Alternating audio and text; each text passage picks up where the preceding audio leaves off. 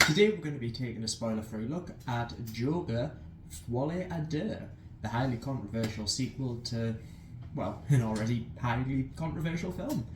But this time around the controversy is different, as the first film didn't quite see the rise and revolt of 4chan's finest incels with cinema shootings or mass violence inspired by the movie. There was only one way to truly keep the controversy alive, and that's by turning the low budget and for the most part subdued character story into a bombastic Hollywood musical with one of contemporary pop's most notable artists as an iconic character seen within many of the Joker's story arcs over time.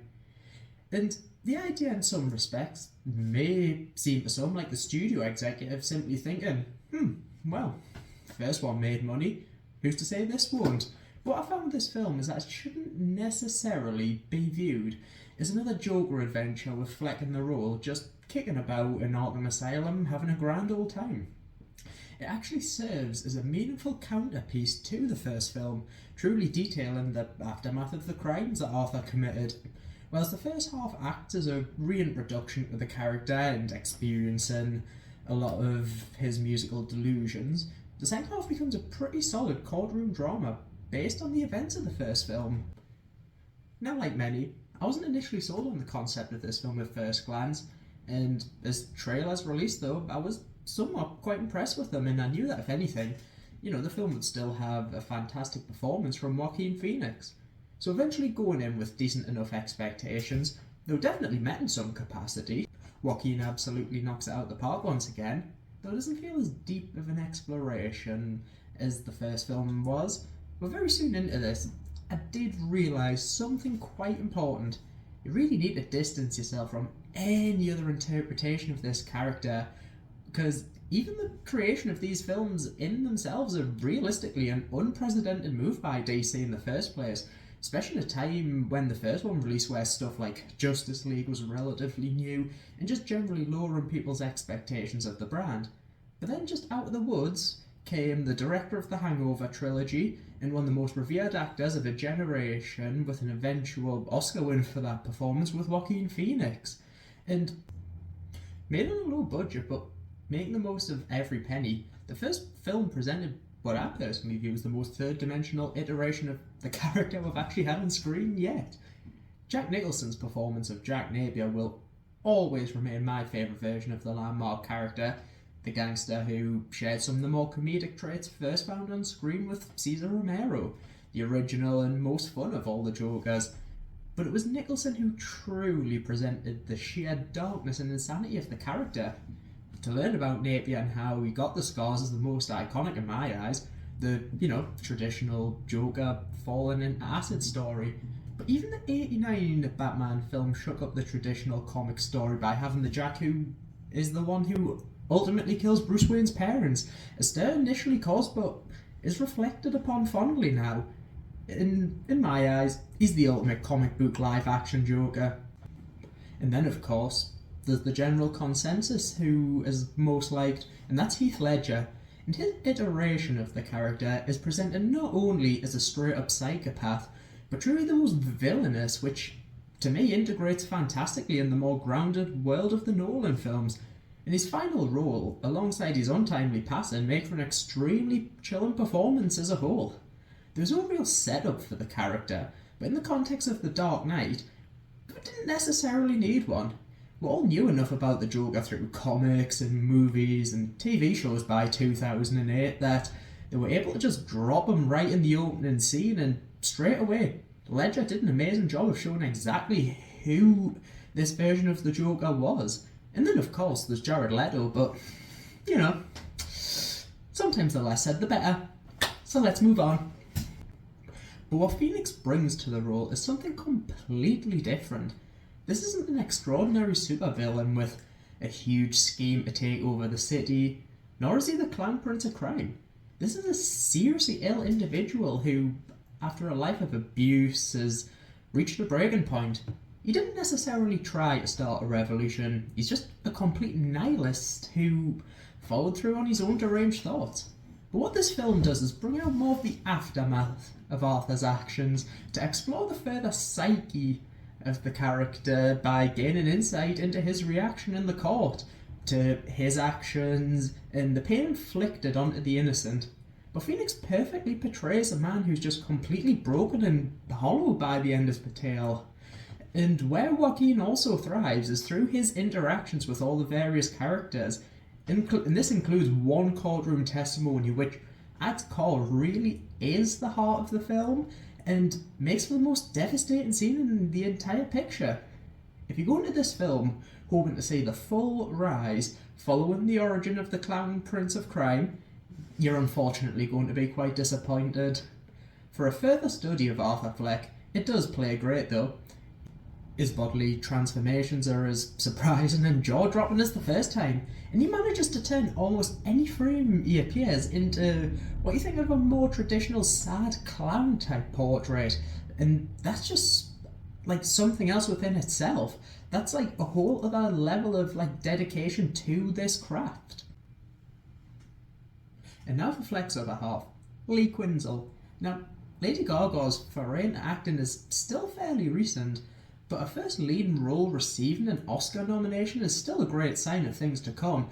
And for the genre of film being something of a musical, it's at least worth having someone who can sing, because as you can probably predict, Arthur isn't quite the best singer around, but it still ultimately comes from the heart, in a twisted sort of way.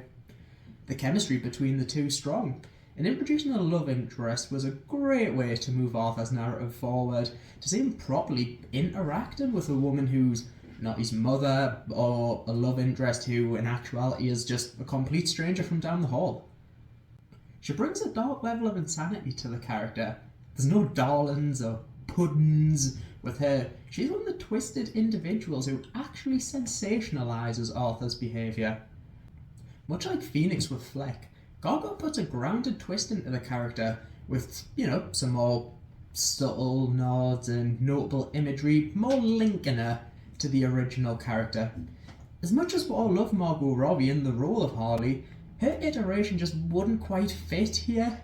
It's slightly too camp and comedic, which is, despite being a musical, quite the opposite tone to this film. Now, the key standout new character in the film, to me anyway, was actually Brendan Gleeson as Jackie Sullivan, which I'm a big fan of the actor anyway, but this time he plays a guard at Arkham, and without saying too much, his character kind of embodies a little bit of light-hearted humour, but also some sheer brutality, some really subtly horrific moments, and it's just such a fantastic performance, and it's quite nice seeing him with all these fingers reattached again. Don't know if he grew them back after the Shears incident, but if you know, you know. And now for the big talking point of the film, the genre switch to musical. Now this is really subjective to your personal thoughts of the genre. For me, the idea of sitting through something like Wicked or Moulin Rouge is just absolute hell. I mean, I've enjoyed a few stage musical adaptations of films I already like, Back to the Future, or I'll just happily take something where the songs are hilariously offensive, a la Book of Mormon or Avenue Q. Now when it comes to musical films, however, I do enjoy the odd classic, Wizard of Oz, Singing in the Rain, the odd contemporary piece like Rocket Man, and of course the greatest musical film of all time, South Park Bigger, Longer and Uncut. However, for this film, I was on the side of skepticism, and in all honesty, I came out somewhat impartial to the musical element on my first view and having seen it twice now. Now, it was actually on today's second viewing which felt ever so slightly different. Because my first experience was marvelling at the IMAX spectacle of all this, but after now watching it in a normal auditorium the second time round, it actually hit quite different. Part of it, I feel, is because I have just seen it very recently, and with said numbers the second time around, some of them actually dragged out that little too much, or just jumped at a time when natural storytelling was engaging enough that it become a little bit of a distraction. For example, a scene in the trailer which showcases Joker and Harley dancing in a lovely nighttime moonlit background is actually quite an irritatingly long scene in a film, and a word of advice for anyone who's planning on seeing this at the cinema: When that scene comes on, if you need the toilet, that's your perfect time to go and wee. It's about 5 minutes that you can very much miss out and adds virtually nothing, so yeah, there's my advice for toilet time. Though at the same time, it very much must be acknowledged that there were some numbers that I liked quite a lot. Without naming the songs, just so if you do go and see it, you can be surprised.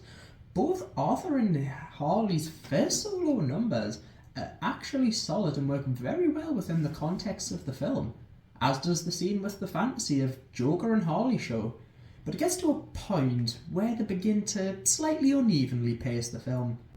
Spotify has all the musical numbers listed as a total runtime of 41 minutes. So let's say that's exactly what they equate to on screen. Had they cut this in half with 20 minutes of musical numbers and an overall runtime of bang on 2 hours, this likely would have very much improved the film. Sometimes fun, sometimes arduous. There's certainly a few moments that, I hate to say, but I would likely fast forward on future viewings if I was watching at home. But as an attempt, it's not terrible. They just tried a little too hard to integrate them all into the story. Though I have to say, as a jukebox musical, I did enjoy some of the classics, especially in the context of Arthur's delusions. It's a very unique approach, which I will certainly give them credit for. The musical segments weren't the highlight for me. They actually lay within the courtroom scenes, and whilst the cinematography is stunning throughout, they managed to get these sequences looking remarkable enough, which still makes some of the duller moments more bearable. Now I'm going to make a strange comparison here, but hear me out on this one. Joker 2 actually managed to achieve something that Spider-Man No Way Home very much let me down on, and for that film I was genuinely most excited to see the aftermath of Peter Parker's exposure and how that was handled, with the accusations of him killing Mysterio. But in typical Marvel fashion, the magic wizard has to swoop down, cast a spell and makes everybody forget. But I think that's what we need to acknowledge as a dull plotline. But Joker 2 actually has some grounded stakes to it. Finding out whether Arthur's set for the chair or if he's going to be deemed an ill man who's set for life in Arkham.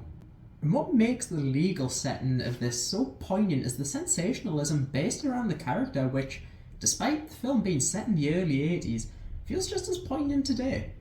I think because we're living in a time where some people do obsess a little bit hard with real life murderers, with Joe Bellinger releasing a new documentary every 3 weeks, Hollywood studs like Zac Efron making murderers sexy again, and a dramatised biopic of Jeffrey Dahmer being one of the most talked about shows in recent years.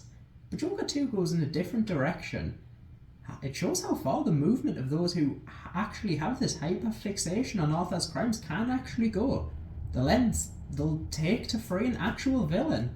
As Arthur is a wannabe entertainer and still finds solace in putting on a show, you can see why this would still enable him to act the way he does, especially in some of the courthouse moments.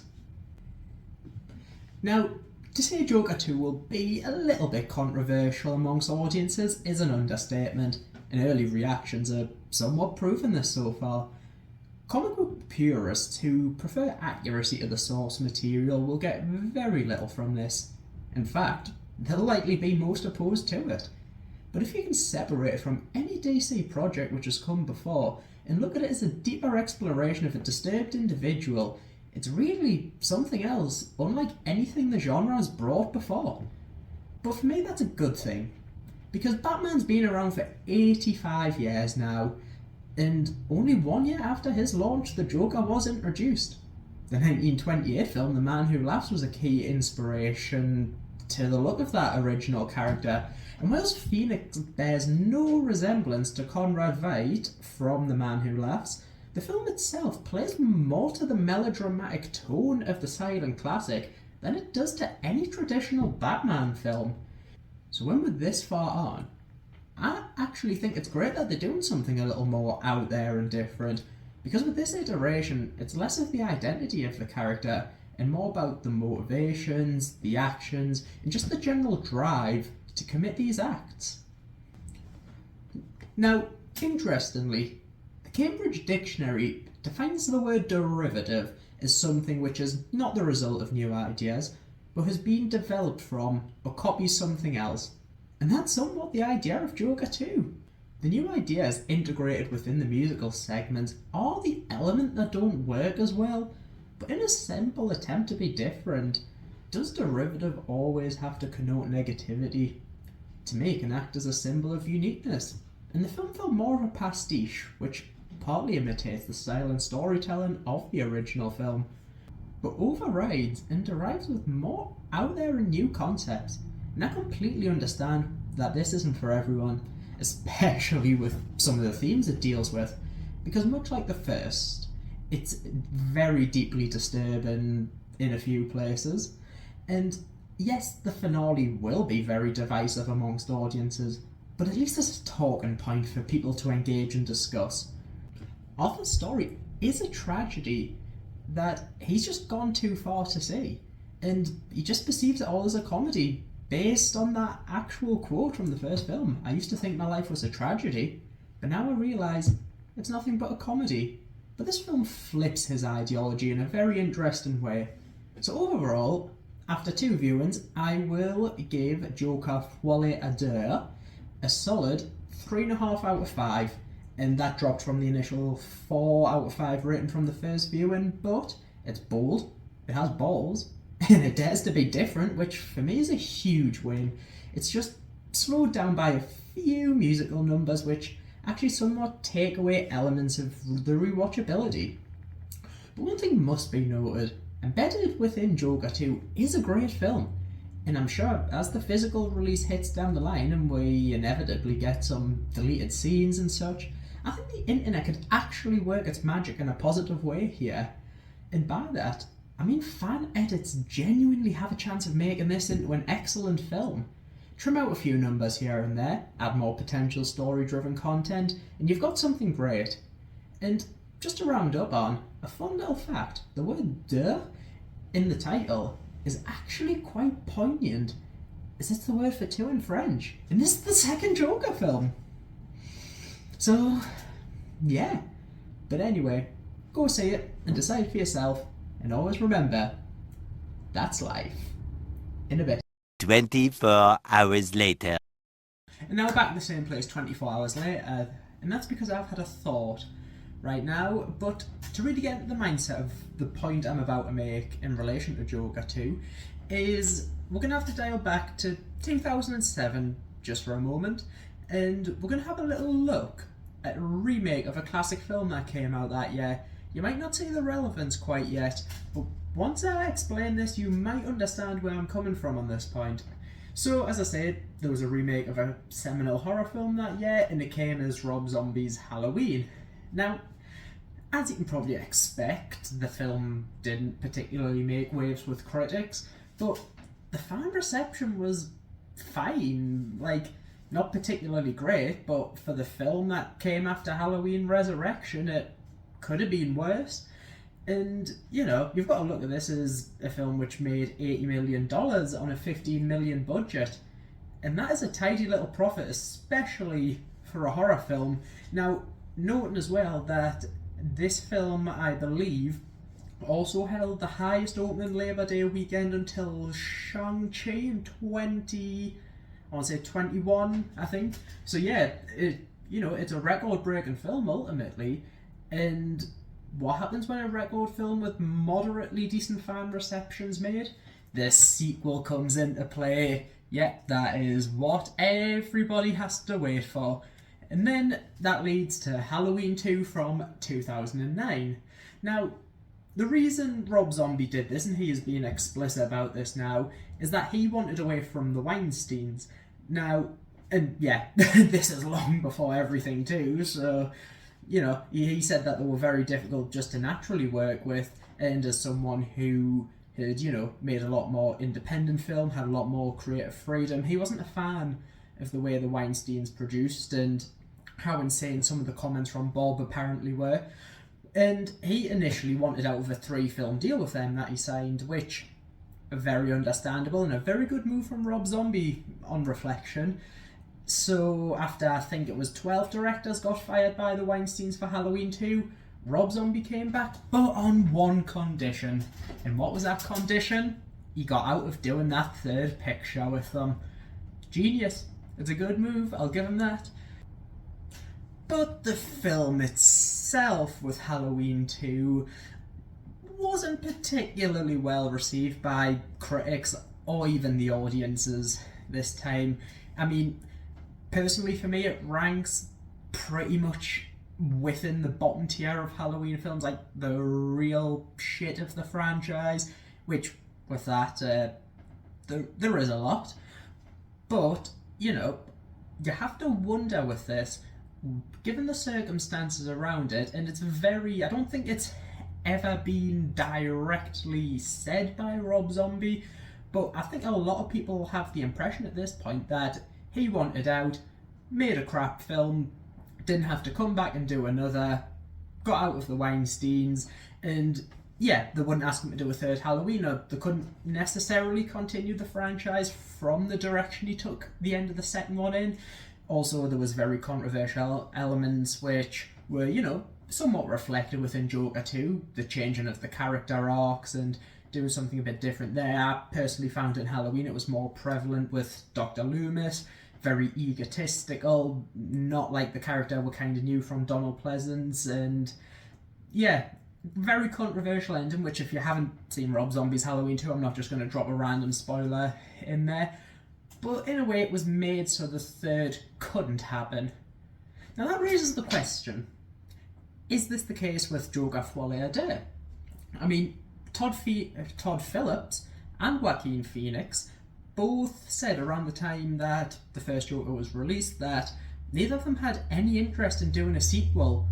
But when you get $20 million thrown at you and get told, you know, you kind of got to come back and do it, did they maybe take this approach and just do something so out there that would alienate a lot of the fan base that, you know, there would be no reason for them to do a third one?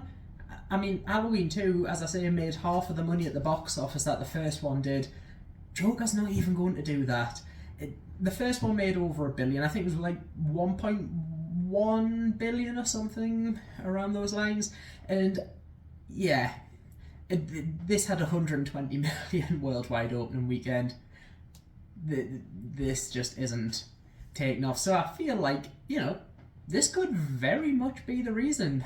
Did they decide to make almost an anti-sequel so people wouldn't want to see any more of this? Who knows? Answers on a postcard.